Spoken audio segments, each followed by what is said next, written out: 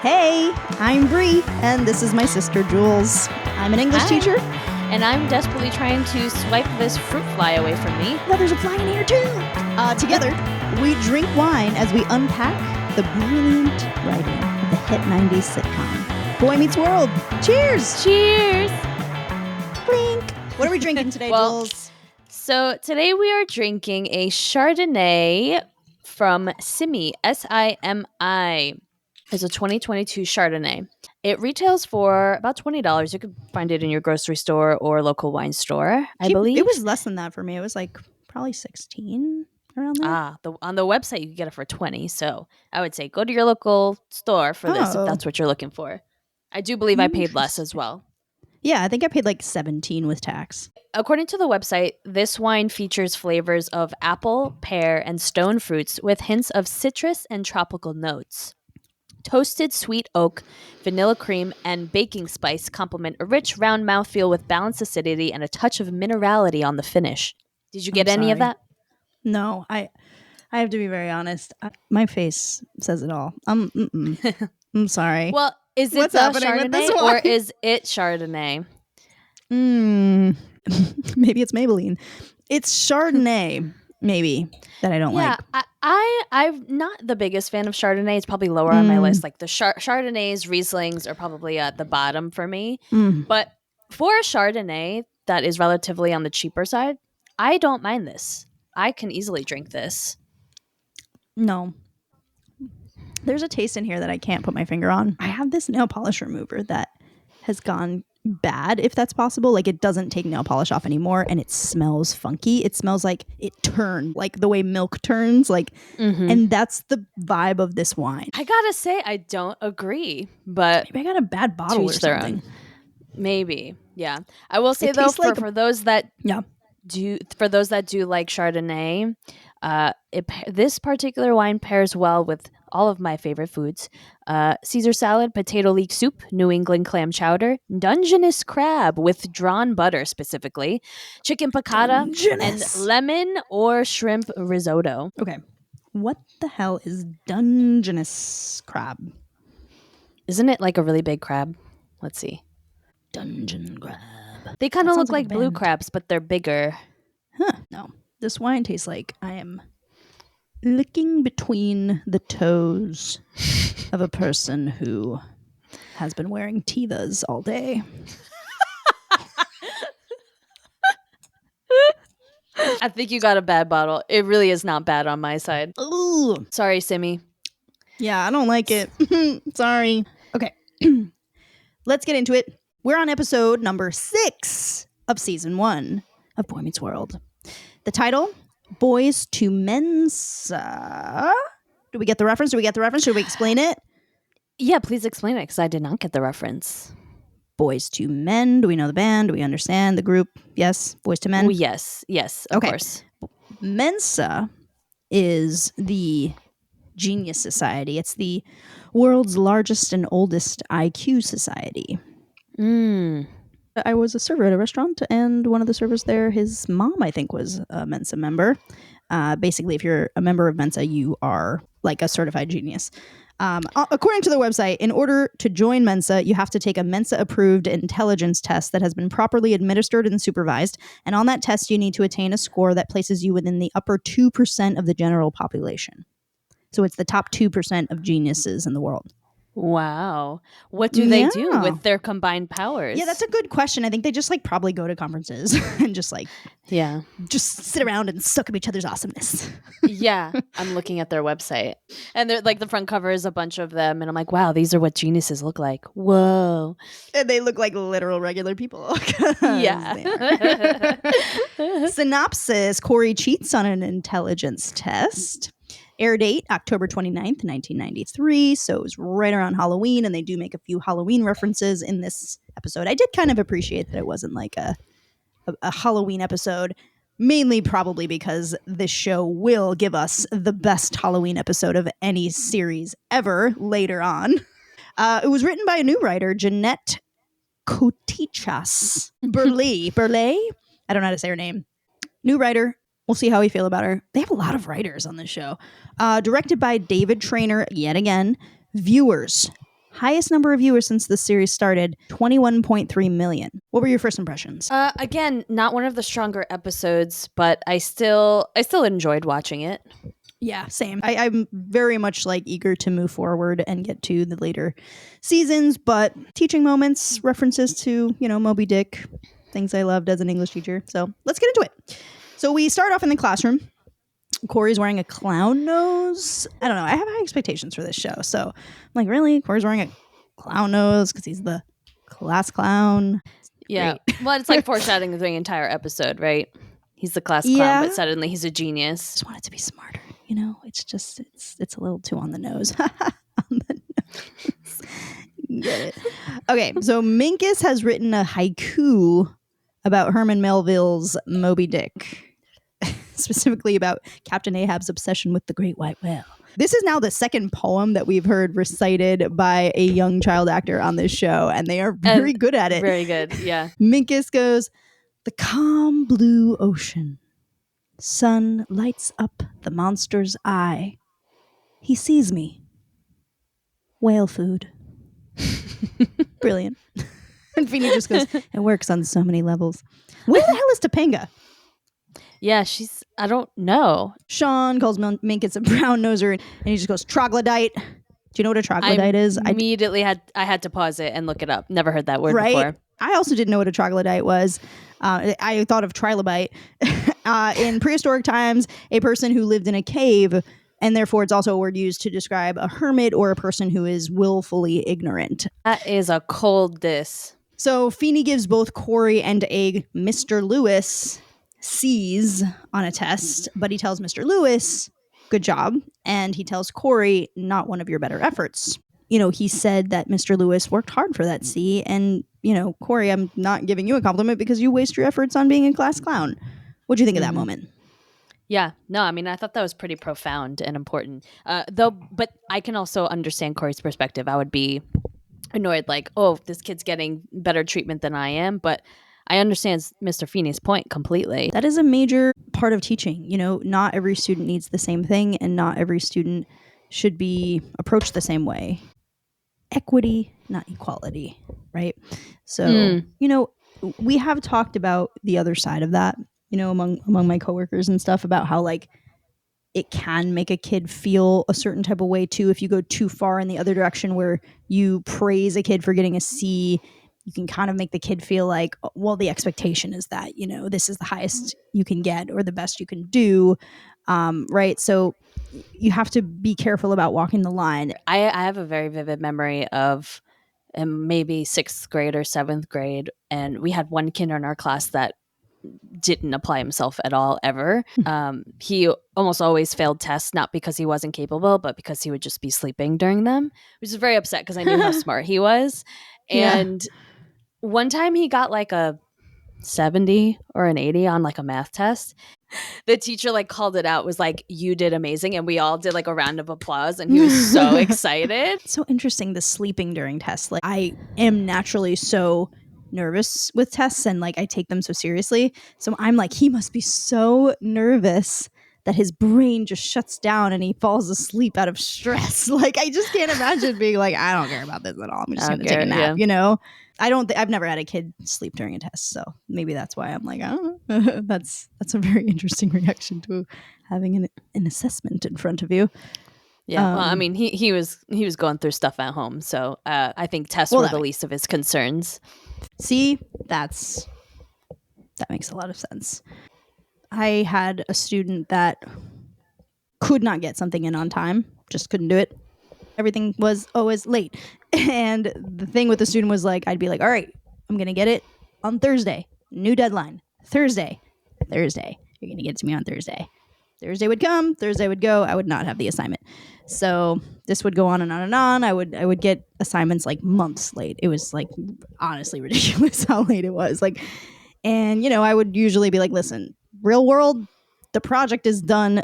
Everyone's moved on, but we're working with you, so I would give them like a highly discounted grade is how I put it.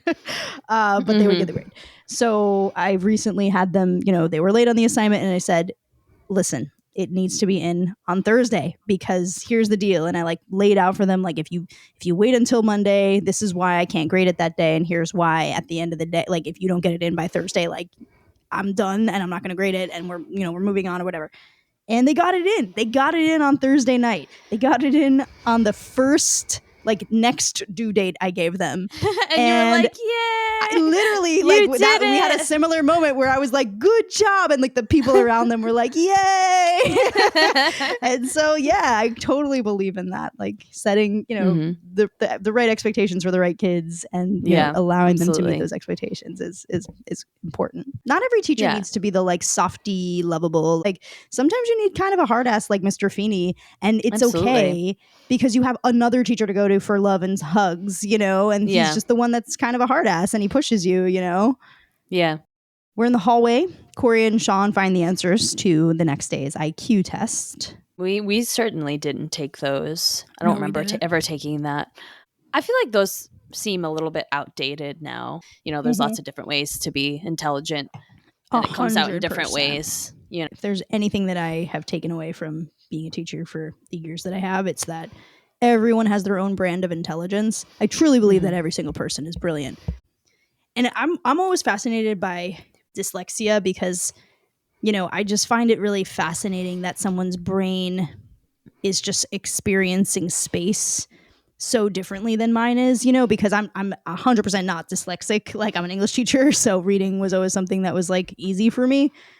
That said, I read slowly. Like, I'm not a fast reader at all. Like, I think it's Reese Witherspoon who, like, can read, like, multiple books in a day. And I'm like, what? I could never do that. But when a person is dyslexic, it fascinates me that, like, they're just experiencing space in this really cool way that I'm like, damn, like, I wish that we could have a system that you could just showcase your brilliance, because I don't believe that it's just this, like, problem with your mind. I think it's just a difference in your mind that we're not setting up a system to allow to, it's a difference. Showcase its talents, Yeah, absolutely. So we're back in the classroom. Feeney announces that someone got a high score, a score that's so high that it raises the question of whether there is a ceiling on human intelligence. Minkus is like, please, Mr. Feeney, you're embarrassing me. And Feeney's like, you came in second. Someone else blew you out of the academic waters. Someone sitting in this very classroom is a junior Kierkegaard. Do you know who Kierkegaard is? I had to look him up as well, and he sounds like a fascinating dude. I would have loved to have a conversation with him. Yeah. He was a philosopher in the 1800s, and he was interested in individualism, I think it was. He's very Christian. He had the kind of like a Lutheran lens on everything. Existentialism, that's what it is. Yes, existentialism. He's like the father of existentialism. To be the first, exactly. Yes. Yeah. So Feeney says to Cory, I have clearly underrated you, and I bow to your genius. And then he starts this, like, very theatrical clap that he, like, looks around at the class to, like, kind of join in. And, it's obvious what he's doing. All right, you want to be a genius? We'll treat you like a genius. Yeah, because, like, it's a touchy subject, especially for his parents, who are also, they're not going to say to their son, you cheated. Come on, let's be real. Like, that's so mean. They knew they had to have him. They could. They really could, because come on. Like, well, to Amy's point, let's get real. We didn't have any honest proof that you cheated. We don't necessarily want to assume that our son would cheat like that. And you know what I mean?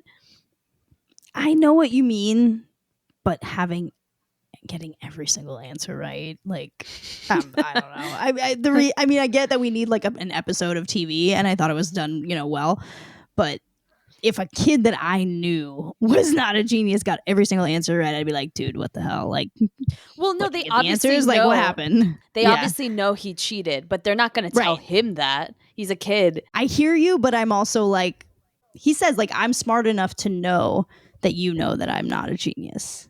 Like, he knows. Mm-hmm. Everybody knows. Everybody knows what's going on. Cory knows. They know. Everybody knows. Cory says it's no big thing. And he says, on the contrary, Miss Matthews, it is a big thing. It is a very big thing. It's so packed. And there's this moment actually earlier when they find the answers and Cory's like, I can't cheat on a test. That's like detention for life. So they establish early in the episode the consequences for something like this in this specific academic space in this school. It would be considered serious academic dishonesty, right? So when Feeney says that, we're primed and ready to be like, oh, freak, he knows this is bad. And I love the way the Cory's like, uh-oh.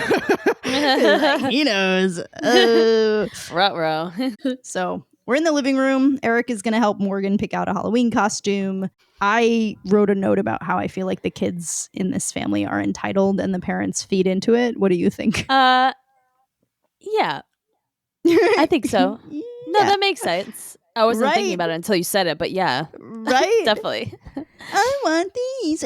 Okay, sweetheart, we'll get you that. Really? Because she asked like that? You're gonna reward that behavior? Like, yeah. Well, yeah, especially with Morgan, since she feels like just very much like a throwaway character at this point in time, just there to say a few lines. No offense to this character, but like, she doesn't. It's not the kid. Listen, the kid is good. It's the character. We're like, she's like, her character is supposed to be like a bit obnoxious and like a little bit mischievous, and it's kind of one of those things where like, oh, Morgan, like, you're so silly, like that's how the parents treat her, and they're not like, Morgan, like there's no teachable moments for her. Yes. Oh, that's a good way to put it. Like, she's not being parented, she's being spoiled. I am going to do another analogy because I did this last time. I compare her to Michelle Tanner from Full House, because Michelle Tanner was extremely annoying.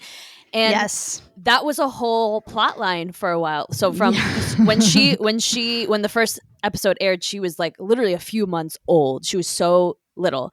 And from that age to maybe like 3 or 4 years old, she got away with everything, and she was mischievous, and she just said funny things, and everybody laughed and went on, and she was never parented until a specific episode where she got away with so much, and her sisters were finally like, enough is enough, Dad, you need to discipline her. And then they started disciplining her after that, and I was like, good on you. I love that. Good on you. Wow, should we be watching Full House? You seem to know that better than this show. Oh, I did watch that show. I could go on forever about Full House. Okay, maybe we'll do that one next. That has a lot of seasons and a lot of episodes. There's also already podcasts about all of these shows, and we're just contributing to the canon. And she's, as someone who, teaches kids for a living, she is not exactly what you said. She's not being, there's no teachable moments. The moments that where she's exhibiting or showing signs of entitlement are not being like they're being like waved off as like, oh, Morgan, teach her, like parent her. She is like Girl Meets World too. Age.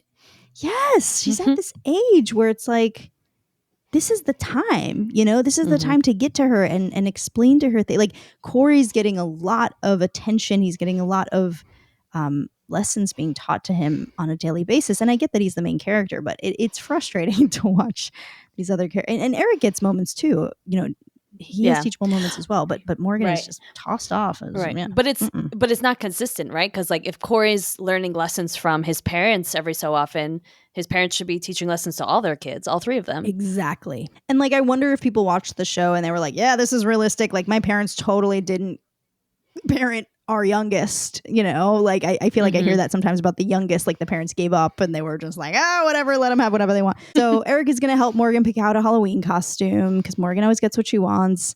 And Cory and Sean burst in. They're like, can't talk, Mom. And they run upstairs and Amy's like, something terrible? And Eric's like, oh yeah. And Morgan's like, absolutely. And then we're in the bedroom and Cory has a letter that Feeney has given him that he's supposed to give to his parents. Do you remember that? Do you remember having to like give your parents your tests to sign? And like, if you had a letter, you had to like give it to your parents. Yes. It's just so funny because it's like, you just trust that the kid is going to like hand their parent a ticket to their own discipline. Like, here, please discipline me. Like, obviously they're not going to do it. So they discover that, like Sean starts to rip open the envelope for the letter. Cory's like, what are you doing? And Sean's like, come on, there's other envelopes. We'll put it in another envelope. Cory's like, oh, maybe you're the genius. So Sean convinces Cory that he should just act like a genius to make his parents and Feeney think that he really got that score on the test. The next scene we get is Cory, like, he's got his Philly finger on and he's like conducting, you know, some fake orchestra because he's got the radio on and classical music is playing. I feel like it's a kind of iconic moment. Like it's seared in my mind. Like I remembered him with the foam finger, like doing the orchestra, but not a very funny scene. Like I was ready for some real shenanigans. Like, cause remember when a few episodes ago he started to like become Minkus when he was on that game show and he started learning about geography and he was getting like into like the Earl of Sandwich and stuff. I was like, yeah, because he has the capacity to tap into that. We've seen that before. That's what I wanted. So you think we would see that? Yeah, totally. I thought this was going to be like a new riff on that. Once he brilliant started to believe that he, you know, was brilliant, or once he started trying to be brilliant and acting like he was brilliant, he found it easier than he thought to be brilliant and realized that he might actually be a little bit brilliant.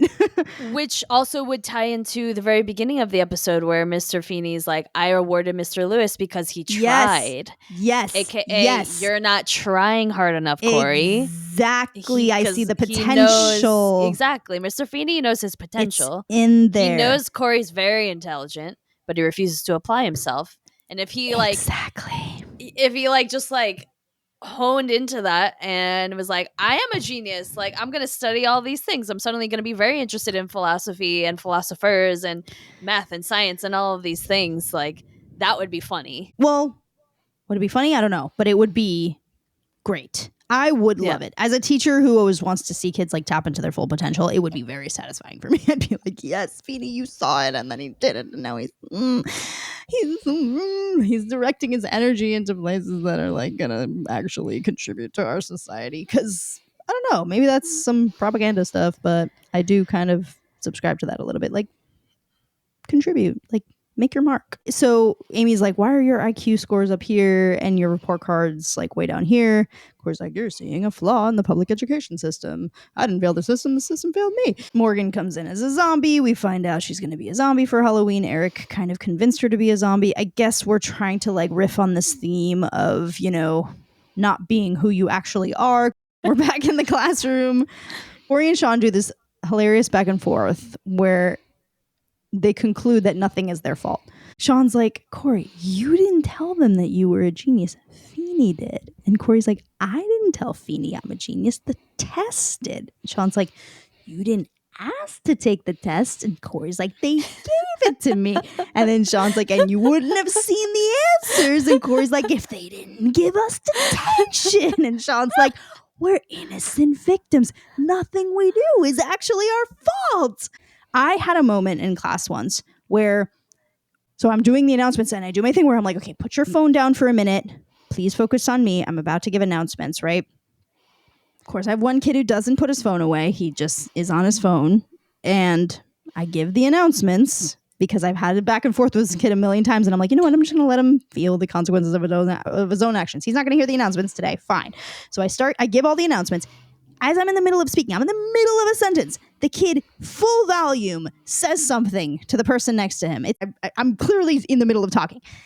And I stop and I just look at him and I look at the other person who just like responded to him too, like fully started engaging in a conversation when I was in the middle. And I was like, guys, I'm in the middle of a sentence right now.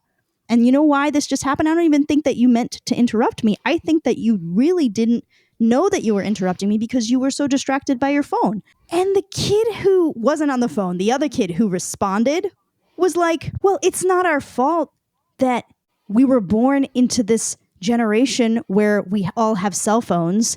It's very hard for us to tear our attention away from these screens, and they're designed to hold our attention. And I just interrupted and I was like, so nothing is your fault. So because you didn't ask to be born, nothing is your fault. And they didn't say anything. And I was like, awesome. And I just kept going on with the announcements. That's genius though, right? Like they use it to like manipulate to get out of feeling any kind of personal accountability. Oh yeah. Like not even a second of accountability, just immediate deflection. Immediate. Uh-huh. It's a reflex. Yeah. Oh yeah. What? I didn't do anything. If I had a half of a penny for every time I have heard some version of that, I would be living on a yacht. So Minkus comes over. He's like, why are you always copying my test if you're actually a genius? Sean's like, he's actually just admiring a fellow genius. We're in the cafeteria. Feeney and Cory are having a one-on-one conversation. Feeney tells Cory, I brought you down here to discuss the inevitable ramifications of deception. I don't know, sports. And he tells Cory that he's going to a new school. And he explains that, like, there's no sports, but they have a highly spirited chess team. Cory is like, I think I want to stay. I don't know. Maybe we can teach a class together.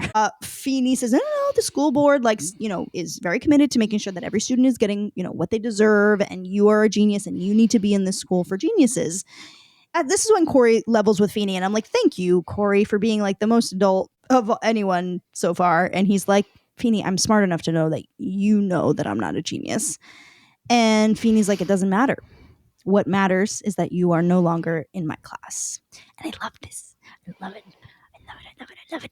Because he is punishing Cory by buying into Cory's lie, but using it to actually do what he would do anyway, which is kick him out of the class, right?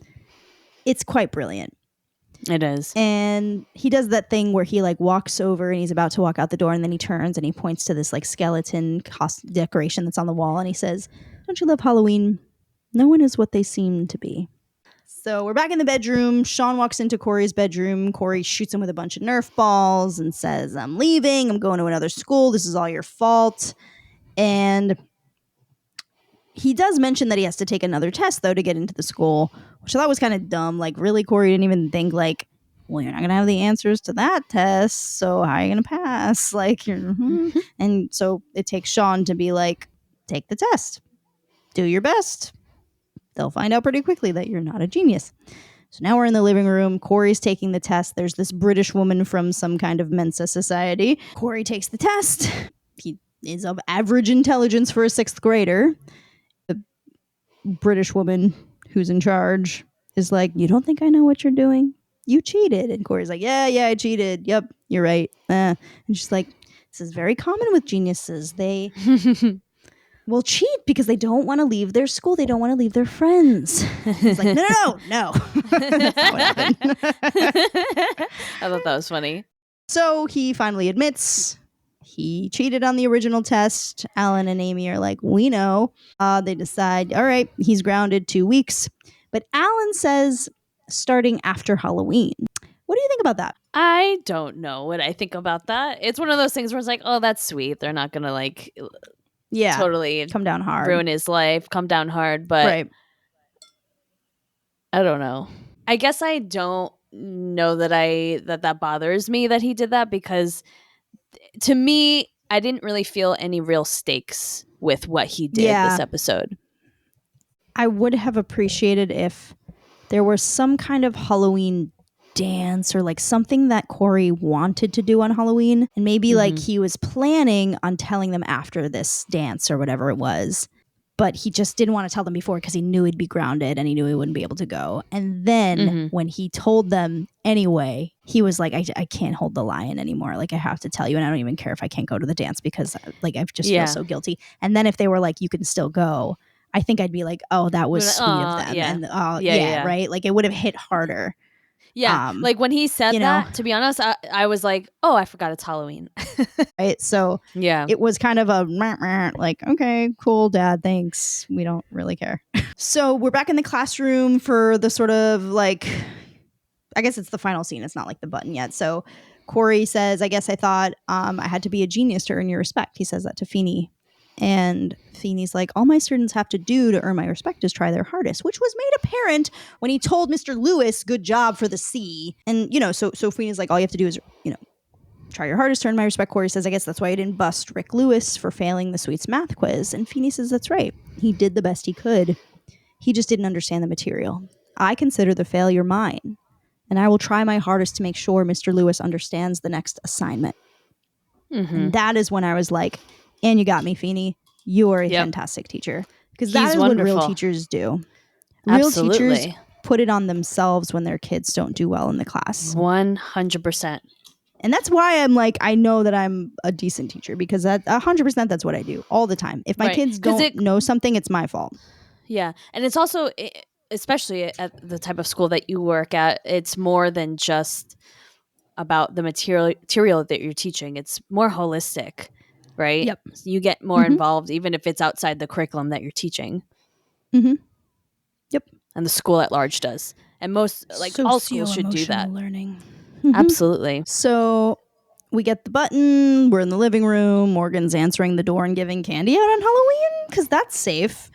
And I was thinking the same thing. I was like, why is she answering the door? Crazy.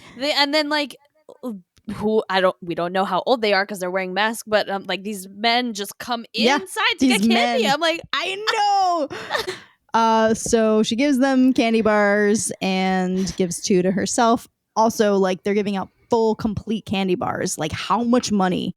I was like, Amy's real estate business must be bumping, and the dad, he must own a franchise of Whole Foods because they have a nice ass house. I know, and full candy bars. And she also can afford to have Morgan get a complete Halloween costume with accessories. Because we never got that. Yeah. It was make your own costume, figure it out DIY. Oh, remember that one year when I went as a bunny soccer girl? I wore my soccer uniform and then I pinned cotton balls on my butt and I wore bunny ears. And I was like, I'm a bunny soccer player.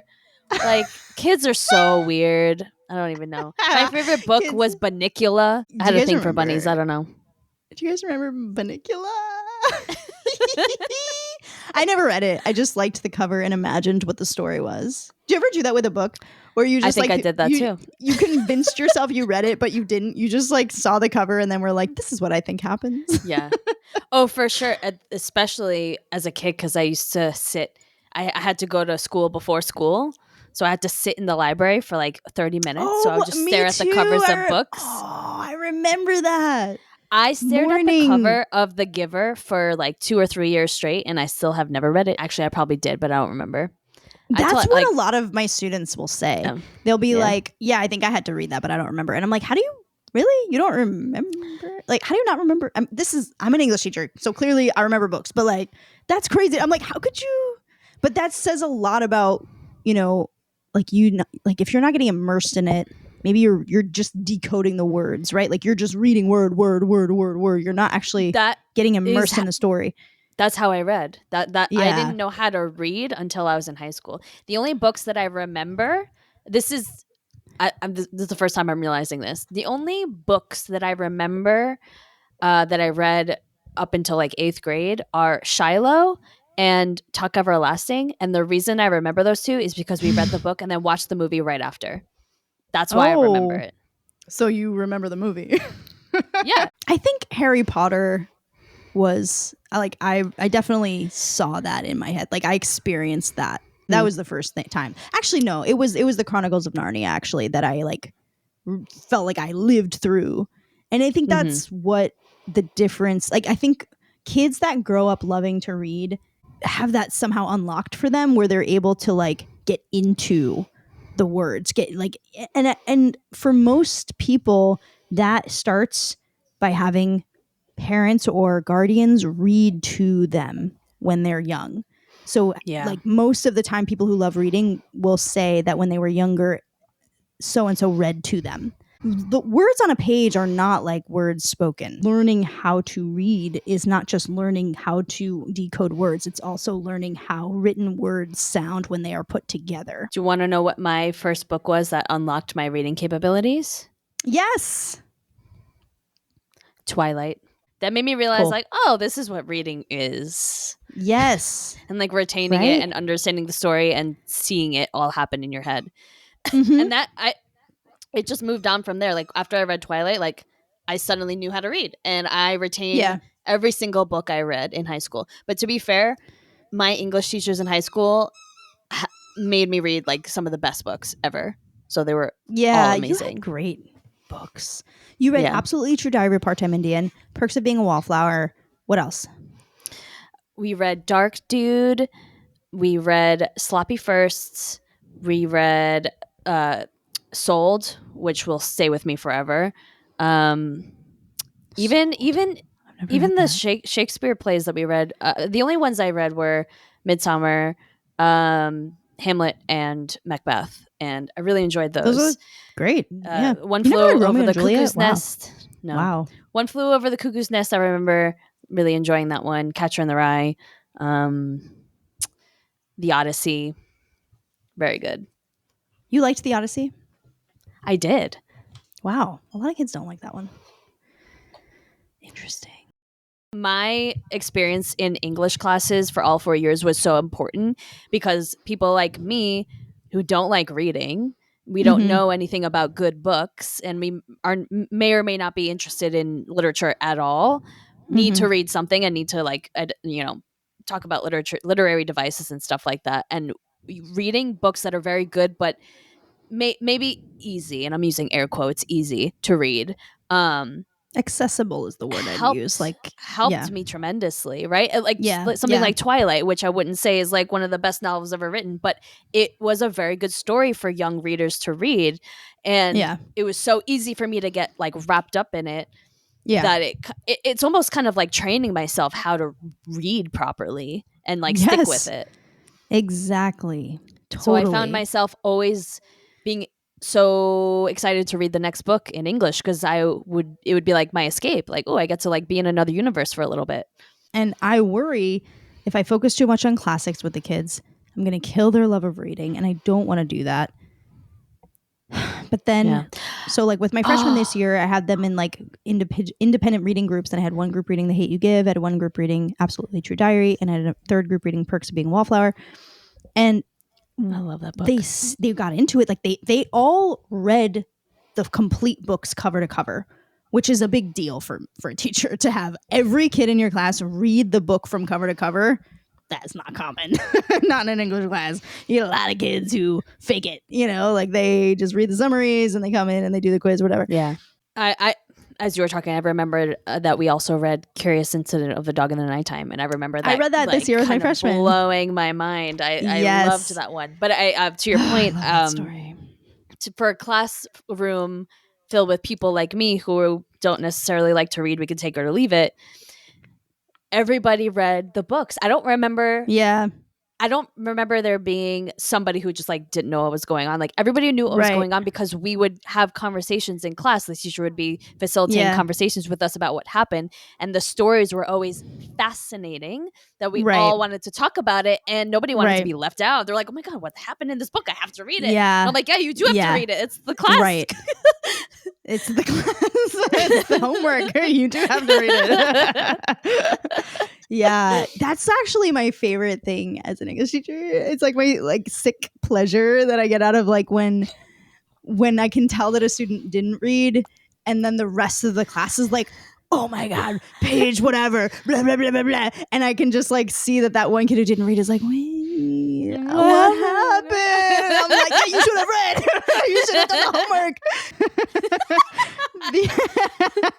The episode ends with the worst scene ever. I did not like this little button. So Cory and Sean and a third random kid that we've never seen before, not the kid with the activism shirt, they're all just trick-or-treating together, and they're trick-or-treating at their own house. So Cory, Sean, and a random kid trick-or-treat at their own house. Morgan answers the door, gives them candy. Feeney's there. Did they know that Feeney was going to be there? Maybe they saw him walk in. Maybe that's why they came over. Still a weird way to go about this. So there's this moment where Feeney turns to the kids. They all have masks on. Cory clearly puts on a voice, and he's like, oh, my friend told me that you're the best teacher ever. And Feeney's like, oh, you don't think I understand? You don't think I recognize your voice, Mr. Matthews? And he pulls up the mask of the one kid who's not Cory or Sean, So he had like 2 and 3 chance of either getting Sean or Cory, but he picked the one kid who wasn't because he couldn't figure out where the voice was coming from. I was just so confused by this whole thing. I was like, okay, that was dumb. So he takes the kid, he's like, oh, so sorry. And then Cory's like, and they don't call me a genius. And I was like, I think you just got lucky with that one, A. Also, B, so many things about this are confusing. You're not a genius. Yeah, it was a weird ending to it. But also, I'm just realizing now how weird it is. Because, like, the whole time, for most of that scene, they did not explain why he was carrying so many rulers until he, like, put them in the bag. I was like, oh, he's giving out rulers for Halloween. That's kind of funny. But then he's also asking for candy. And I'm like, what is it? Are you giving out candy or rulers? Why would you give out both? Like, it would be funnier if you're only giving out rulers. No, the whole thing was that he was giving out rulers at his house, and then he was like, they're not going over well, kids are complaining, so he came over to borrow some candy so he could be the cool guy who gives out candy. Now I'm more confused than when I started. Yeah. Writers, it's hard out there. I get it. I'm an aspiring writer. I completely understand. I don't mean to be a jerk about it. I think they just started off so strong that it's like hard to keep up, but it's also like there's a standard here. Like they should be able to keep up with it. Yeah. I'm excited for where we're heading.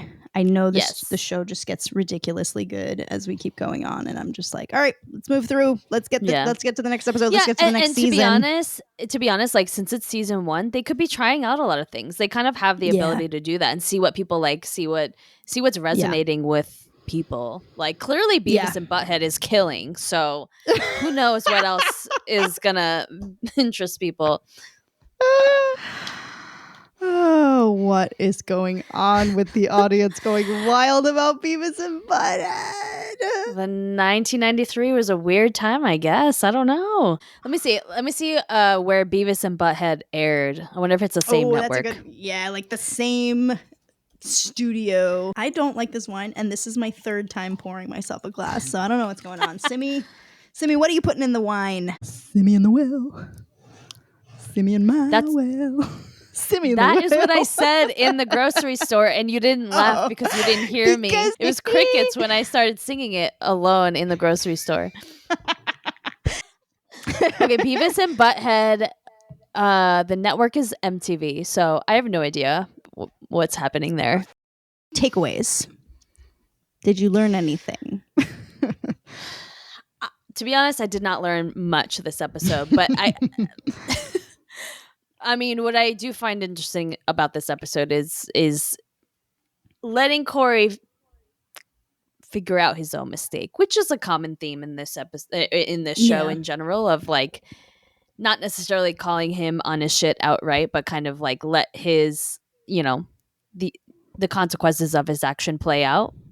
And that's at least from Mr. Feeney's perspective, that's part of teaching, is like, you made your bed, now lay in it. See what happens for you. I think that's brilliant. My takeaway is equity, not equality. Give each kid what they need. Set the right expectations for each kid. Not every kid needs the same thing. Yeah, that's it. I think that's so important. All right. So thank you guys so much for listening. Rate and review if you like what you heard. And you can follow us at Boy Meets World Podcast on Instagram. The name of our wine tonight was Simi Chardonnay. Theme song credit goes to the lovely and talented Julia Rosa. My sister! Next week's episode is Grandma Was a Rolling Stone. Cory learns a lesson in grandmotherly love. Papa Was a Rolling Stone by the Temptations. There you go. Papa Was a Rolling Stone. The Temptations. And with that, we end the episode. Thanks for listening. Bye.